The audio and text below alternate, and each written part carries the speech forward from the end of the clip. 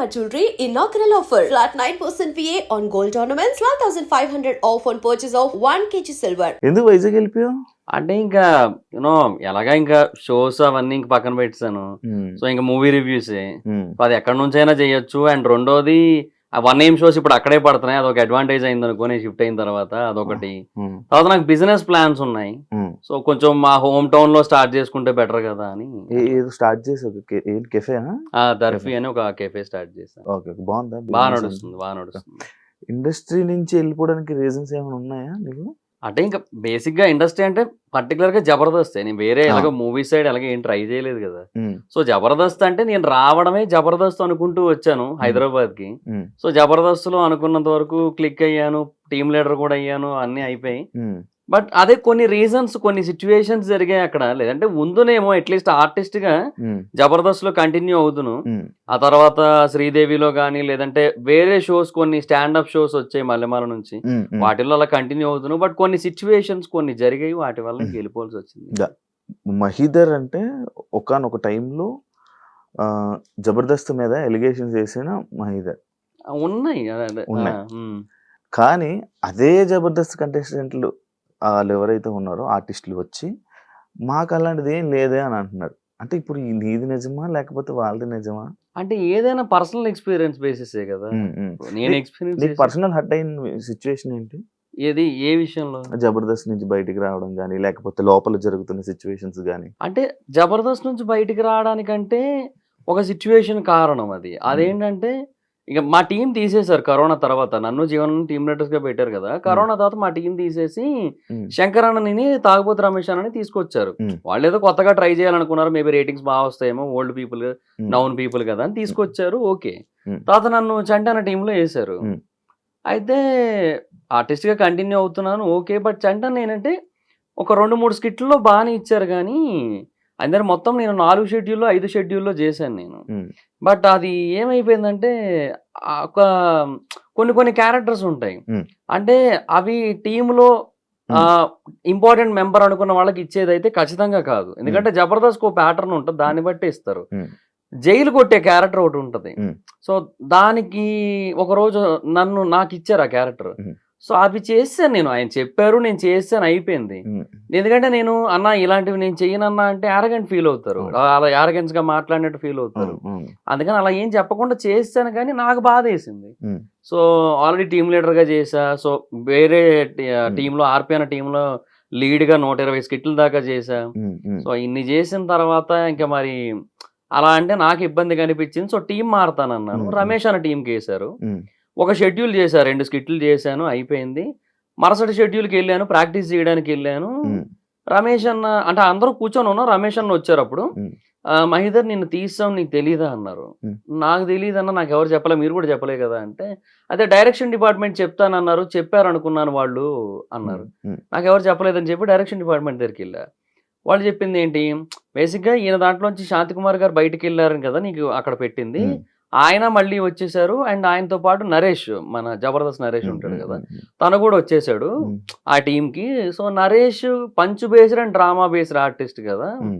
So ఇంకా ఇద్దరు punch based ఆర్టిస్టులు ఎందుకు, నువ్వు తను అని చెప్పి ఇంకా అట్లా నిన్ను పక్కన పెట్టాము, చూద్దాం వేరే ఏదైనా టీంలో ఇరికిద్దాంలే అన్నారు. అదే అన్న, అది నాకు చెప్పొచ్చు కదా ముందే, చెబితే నేను అక్కడికి వెళ్ళిపోయి డైరెక్ట్గా ప్రాక్టీస్కి వెళ్ళిపోయి అక్కడ అందరి ముందు కూర్చొని అక్కడ టీమ్ లీడర్ వచ్చి నిన్ను ఆల్రెడీ తీసావు, నువ్వు ఇక్కడ ఏం చేస్తున్నావు అన్నట్టుగా ఆయనతో అనిపించుకోవాల్సిన అవసరం నాకేముంది. నేను ఇంట్లోనైనా ఉండును, మా ఫోన్లో మాట్లాడుకుని నెక్స్ట్ షెడ్యూల్కి వద్దును, ఈ షెడ్యూల్ రాకపోయినా ఏముంది చెప్పు, నెక్స్ట్ షెడ్యూల్కి వద్దును చెప్పాల్సిందే కదా అంటే, అదే నువ్వు అంత పెద్దగా ఏం ఫీల్ అవ్వవు కదా, పట్టించుకోవు కదా అని నీకు చెప్పలేదు అన్నారు. అంటే కొంచెం ప్రాక్టికల్గా ఉంటా కానీ మరి ఇంత ప్రాక్టికల్గా ఉండలేం కదా. అక్కడ కొంచెం బాధ వేసింది. నేను మనిషినే కదన్నా, నాకెందుకు బాధ వేసి చెప్పండి. ఇట్లా ఏమి ఒక ఇన్ఫర్మేషన్ లేకుండా ఏది చెప్పకుండా చేసేస్తానంటే, పోనీ అక్కడ నాకు ముందు చెబితే నేను ఈరోజు రాకపోదును, వచ్చి అక్కడ అట్లా అనిపించుకోకపోదును కదా అని ఆ మూమెంట్లో నాకు అనిపించింది, this is not my place ఇంకా ఎనీ మోర్ అని చెప్పి. ఇంకా అంతే, ఇంకా ఆ మూమెంట్లో వెళ్ళాను, కీర్తి గారి దగ్గరికి వెళ్ళాను. సార్ నేను ఇంకా ఉండలేను సార్, టీమ్ లీడర్గా అయితే ఉంటాను లేంటి, వెళ్ళిపోతాను అన్నాను. సార్ ఏమో ఏమైనా అదిరిన్ సైడ్ ఏమైనా ఆఫర్స్ ఏమైనా వచ్చాయా అన్నారు. అప్పటికి అదే కొత్తగా పెట్టారు, అప్పుడు 3 months అయింది అది పెట్టి. నాగబాబు గారు ఆ, ఇక్కడ నుంచి అటు భరత్ అన్న, వెళ్ళిపోవడం, నితిన్ భరత్ అన్న, అన్న. చంద్రన్న, ఆర్పి అన్న అవును, అట్లా. అవును. సో అడిగారు, లేదా అదేం లేదు సార్, నాకు ఇక్కడ ఇట్లా అయ్యింది, ఎదురైంది కొన్ని సిచ్యువేషన్స్, ఉమ్, సో నేను ఉండలేను సార్, టీమ్ లీడర్గా అయితే ఉంటానంటే వెళ్ళిపోతాను అన్నాను. ఓ 3 days టైం ఇవ్వమన్నారు. ఆ తర్వాత 3 days తర్వాత లేదన్నారు. సరే అని వచ్చాను. ఏంటి ప్రాబ్లం? నీ కంటెంట్ ప్రాబ్లమా లేకపోతే? అంటే ఆల్రెడీ టీమ్ లీడర్స్ ఫిల్ అయిపోయి ఉన్నాయి స్లాట్స్. ఇంకా ఒకవేళ నాకు ఇవ్వాలి అంటే ఇంకొకరితో టైఅప్ చేయాలి, కొలాబ్ చేయాలి ఇంకొకరు ఎవరొకరితో, అలాగే చేయాలి. అదే ఆప్షన్ ఉంది. ఆ ఆప్షన్ ఏమైనా ఇస్తారేమో అనుకున్నాను. బట్ వాళ్ళు ఏంటంటే ఆ టైంకి ఇంకొక టీమ్ లీడర్ని కొలాబ్ చేస్తే పేమెంట్స్ పెంచాలి కదా. అవును. సో మళ్ళీ ఇప్పుడు ఎందుకంటే 2 టీమ్ లీడర్స్ ఉంటే ఒక పేమెంట్, 3 ఉంటే ఒక పేమెంట్ ఇవ్వాలి కదా, మ్యాండేటరీ అది. సో అందుకని ఇంకా వాళ్ళు కూడా కొంచెం ఆ టైంలో అంత ఇంట్రెస్ట్ చూపించలేదు. సో వెళ్ళిపోయారు. అయిపోయింది. జబర్దస్త్ లో రాజకీయం నడుస్తుంది. లైక్ ఒక ఆర్టిస్ట్ ఇంకొకరితో లైక్ భజన చేయడం కానీ, లేకపోతే వాళ్ళ వెనక అది తిరుగుతూ ఉంటది ఉంటదా? ఉంటది ఉంటదా? పార్టీలు ఉంటాయి ఉమ్, ఊరికే. ఉమ్, ఇప్పుడు మేము టీమ్ లీడర్ అయ్యామా, ఉమ్, మేము టీమ్ లీడర్ అయిన తర్వాత మా జీవనన్న, అంటే నేను జీవనన్న కలిసి కదా టీము. ఉమ్, జీవనన్న వాళ్ళ అబ్బాయి బర్త్డే అని చెప్పి మొత్తం అందరినీ తీసుకెళ్లి పార్టీ ఇచ్చాడు ఇంటికి. ఉమ్, ఇంటికి తీసుకెళ్లి ఉమ్. పార్టీ అంటే తెలుసు కదా, కొంచెం అవును, మంచిగా అన్నీ ఉంటాయి, అవును. మటను, చికెను, ఆ. బాటిల్ ఆ, అన్నీ ఉంటాయి, ఆ, అవి ఉన్నాయి. ఆ, అది ఏందో అన్నెసెసరీ కదా, బట్ ఉమ్, అది ఎందుకంటే మంచి కోసం అంతే, ఉమ్, ఆ భజన కోసమే. ఉమ్, తర్వాత మళ్ళీ భోజనాలు పెట్టించాం. అదేంటి అందరూ పెట్టిస్తారు, టీమ్ లీడర్ అయిన ప్రతి ఒక్కరు ఒక షూటింగ్ రోజు భోజనం పెట్టిస్తారు, Hmm. Non veg. అది మేము పెట్టించాం. అది అందరికీ పెట్టించాం కాబట్టి అది భజన కిందకి రాదు, అది ఏదో ఫార్మాలిటీ అన్నట్టు ఉంటుంది, అది వేరు. బట్ ఇంక ఇట్లాంటివన్నీ ఉంటాయి.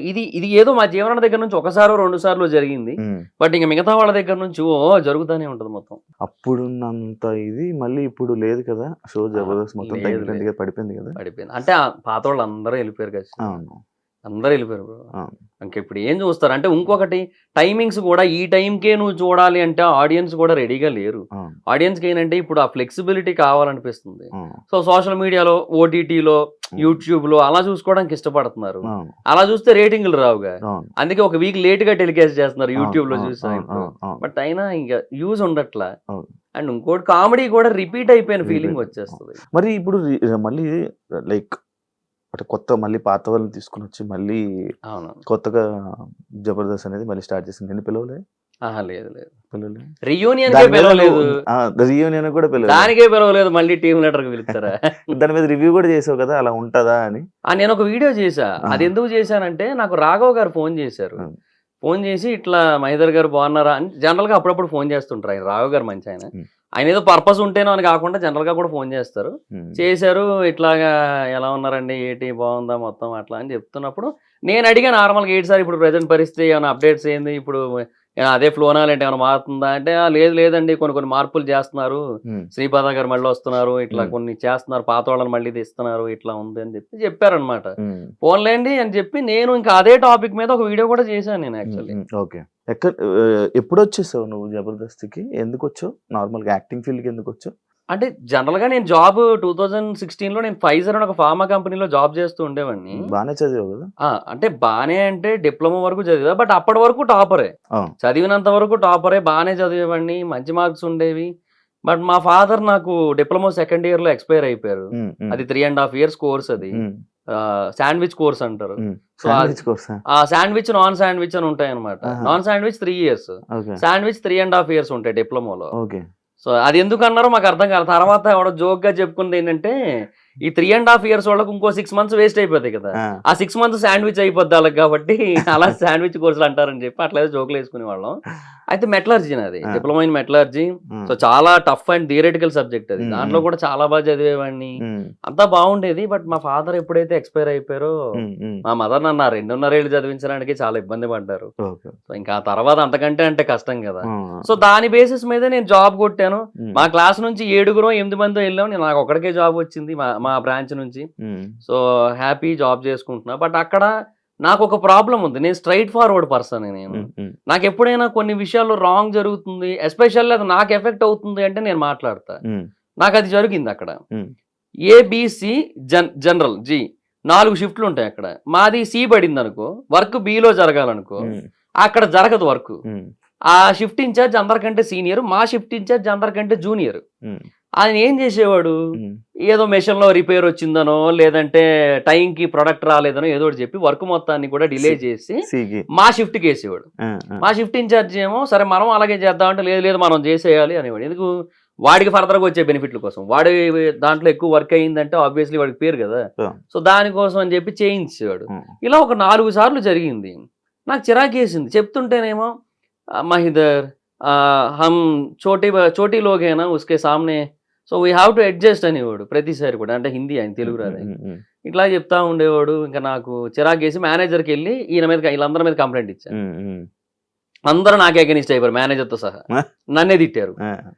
వీళ్ళందరి మీద, మేనేజర్ మీద కూడా కలిపి సీనియర్ జనరల్ మేనేజర్ కంప్లైంట్ ఇచ్చాను. ఇట్లా మిస్టేక్ అక్కడ జరుగుతుంటే నన్ను బ్లేమ్ చేస్తున్నారు, మళ్ళీ అడిదిరిగి ఇడిదిరి దాన్ని అసలు సాల్వ్ చేయడం మానేసి అనేసి. అతను నన్నే తిట్టాడు. అంటే ఇంకా నన్నే ఏమంటారు సీరియస్ అయ్యాడు నా మీదే మొత్తం అంతా. వీళ్ళందరి మీద హెచ్ఆర్ డిపార్ట్మెంట్ కంప్లైంట్ చేశాను.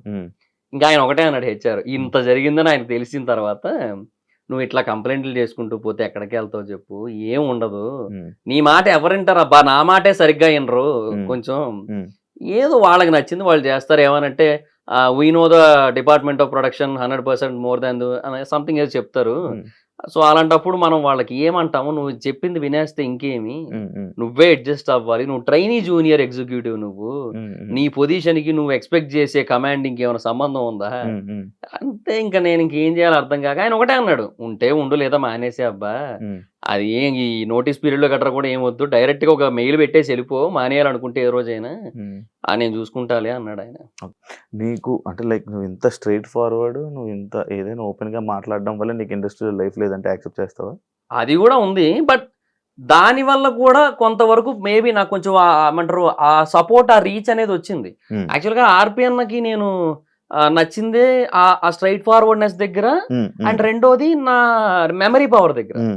బేసిక్ గా స్కిట్ లో జబర్దస్త్ లో ఏంటంటే వాళ్ళ డైలాగులు మటుకే వాళ్ళు గుర్తుపెట్టుకుంటారు, నేను అలా కాదు, స్కిట్ మొత్తం గుర్తుపెట్టుకొని అందరితో నేను ప్రాక్టీస్ చేయిస్తాను. స్టేజ్ మీద ఒకళ్ళు ఎవరైనా మర్చిపోతే అందరికీ నేనే అందిస్తా. సో అదొక్కటి ఆర్పిఎన్ నాకు బాగా నచ్చింది, అందుకు తీసుకున్నారు అట్లా. సో ఓకే, ఆ స్ట్రైట్ ఫార్వర్డ్నెస్ నాకు దెబ్బ కొట్టిందిలే కొన్నిసార్లు, అది ఒప్పుకుంటా, నేను బోల్డ్ దొబ్బులు పడ్డాయి నాకు దానివల్ల, కానీ ఇంకా తప్పదు.